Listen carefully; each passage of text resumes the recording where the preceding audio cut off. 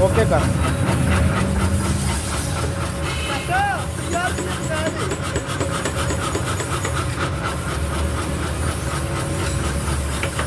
रुपया क्या देना है?